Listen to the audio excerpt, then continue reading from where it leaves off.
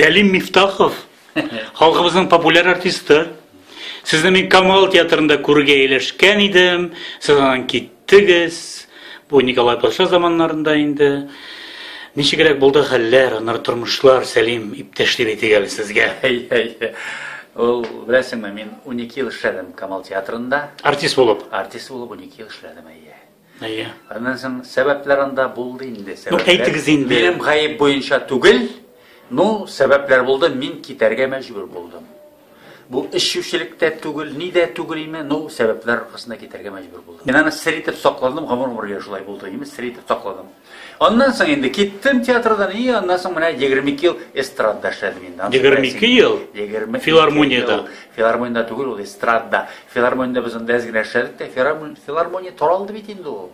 Юк, ул вакытта дип әйтәм. Ул вакытта эшләдем филармониядә, Әлфия Абзаловалар белән эшләдем мин. Алып баручы булып инде. Алып баручы булып, ведущий булып. Аннан мин күп җырчылар белән эшләдем мин. Аннан соң Газинур Фарухшин белән күп еллар эшләдем менә. Аннан киткәннән соң инде бик күп җырчылар белән эшләргә туры килде шулай ведущий булып. Аннан соң Данил Салихов белән без икебез спектакль спектакль куеп, икебез 4 кешелек спектакльдә уйнап йөрдек без.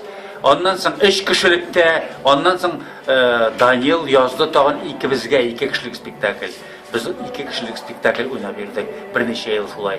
Менә шулай, бөтенесе бергә җыелды минем, бөтенесе бергә шулай 22 елга җыелды. Илсаф белән дә эшләдем инде мин, барсы белән дә эшләдем шулай. Менә театрдан киткәч, теге җылаган төннәр булдымы, сагынып? Юк инде, нинди җылау. Мин бит инде момент кирип киттем, творческий эшкә кирип киттем мин. Үзем алып ничегә кирип киттегез сез? Чөнки бит театрда менә бер яктан караганда артист әйтеме нәрсәсе рәхәт аның. Хөкүмәт кайгырта сине. Гастрольгә китүеңдә поездга билет алынган бөтен эшләр бит инде. Ә монда бит эстрада җырчы үзен үзе кайгырта. Бит яшь вакыт. Яшь вакыт. Әнекәш дигән. Ул вакытта яшь вакыт дип әйтәм. Үзем яшь вакыт. Аннан соң үзем язайдым мен юмористик әсәрләр, үзем язам, үзем сөйлим. Юк, менә бит Камалдан шундый әйбәт бер җегет китте, менә Григорий Кәүләрендә уйныйдыр. Юкка чыкты иш.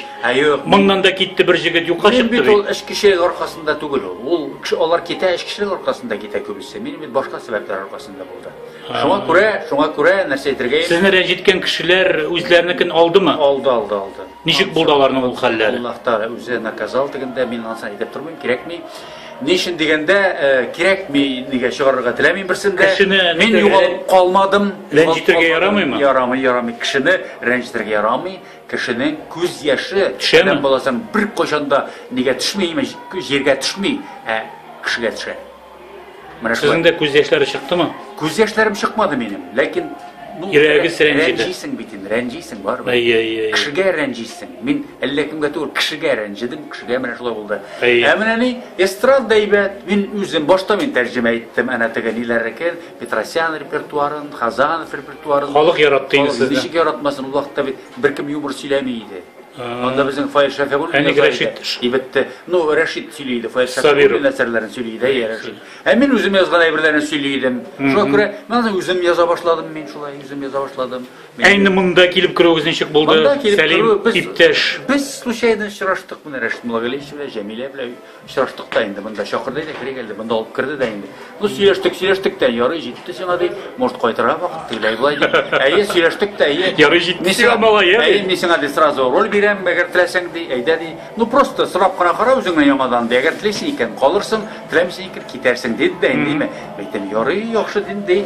Уйнадым. Шул 1 елны миңа 4 роль бирде. Рәшит Муллагалиевич комедиялар булды. Комедиялар име. Аннан соң менә хәзер Ефәк Олы булды. Кышта уйныйм инде ул драма. Әйдә, узатам. Менә артистларны узатам җәмәгатенә киттеләр.